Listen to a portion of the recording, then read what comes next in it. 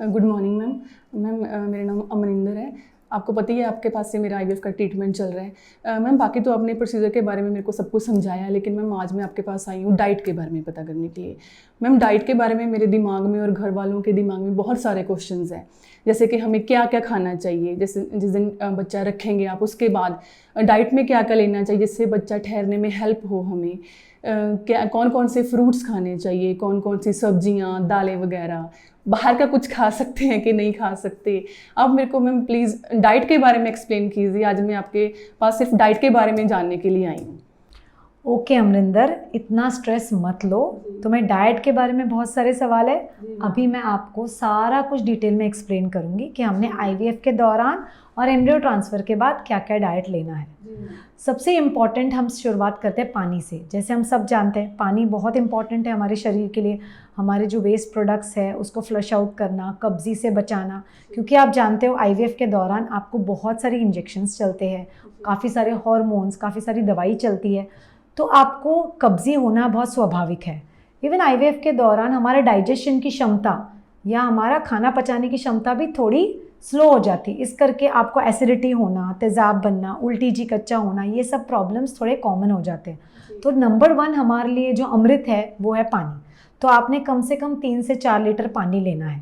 पानी ठंडा हो, कोसा हो, इसका ज़्यादा फ़र्क नहीं पड़ता, पर हम यूजुअली पेशेंट को एक्सप्लेन करते हैं कि थोड़ा कोसा पानी या नॉर्मल टेम्परेचर का पानी लो, जिससे आपका पेट साफ़ रहे और आपका बेसिकली पाचन अच्छा होता रहे।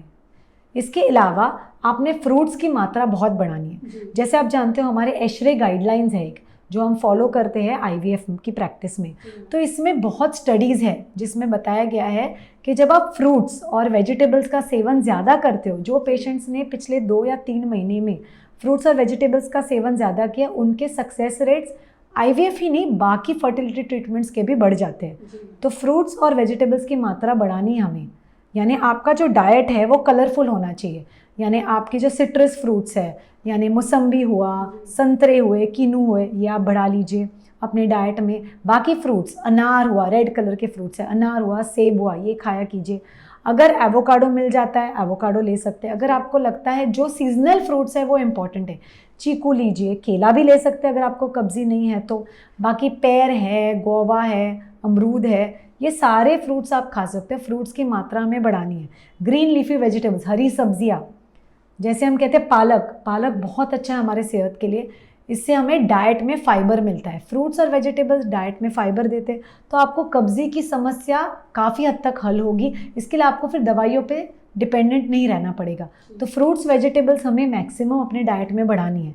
अपने डाइट का एक 25 to 30% हमें फ्रूट्स और वेजिटेबल्स को देना है। अभी इसके अलावा बाकी जो हम नॉर्मल बैलेंस डाइट आप खाते हो वो सब खाना है, कोई रॉकेट साइंस तो है नहीं। हमें जो हमारे खाना बनता है घर में, दाल रोटी सब्जी वैसे ही खानी है, बस मसाले कम।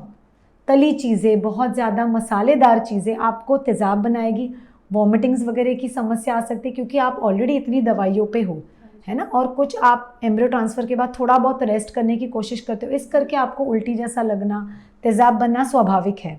तो इसलिए खाना थोड़ा हल्का हो, हल्का इन द सेंस रोटी सब्जी दाल चावल सब कुछ खाओ, पर प्रॉपर प्रपोर्शंस में।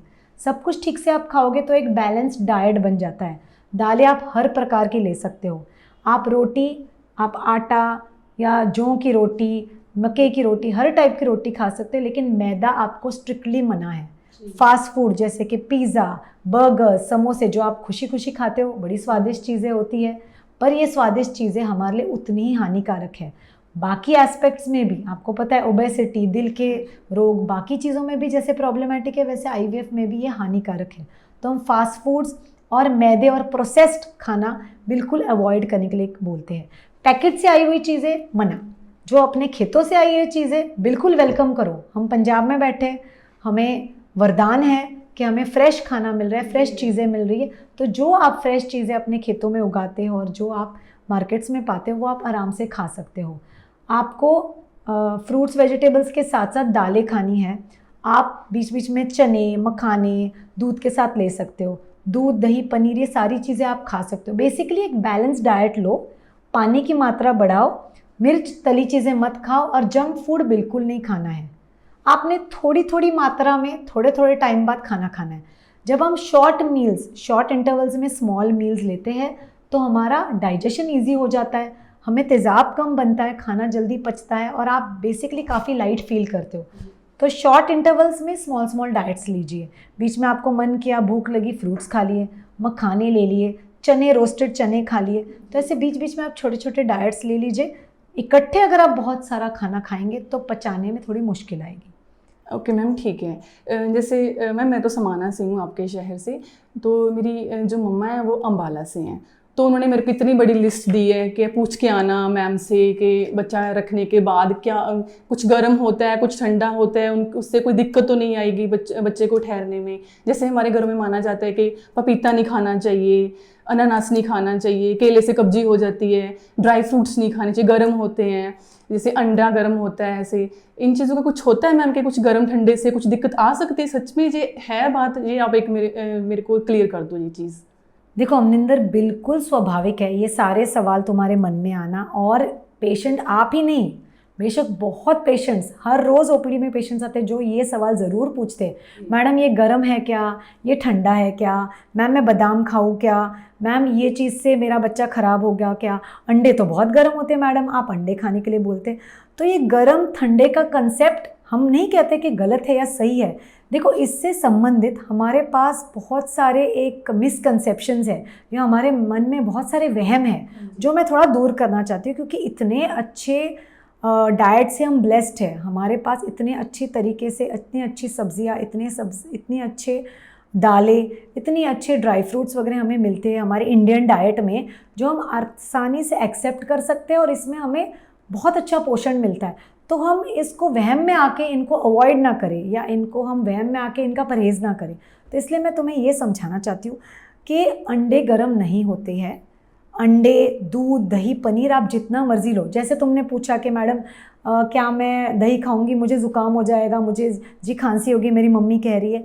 नहीं, दही बहुत अच्छा है हमारे लिए। जैसे हम बोलते हैं दही एक प्रोबायोटिक है या प्रीबायोटिक है।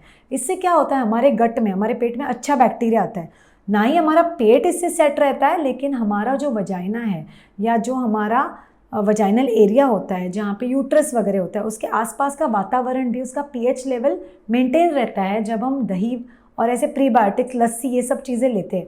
तो दही लस्सी का सेवन ज़रूर करें।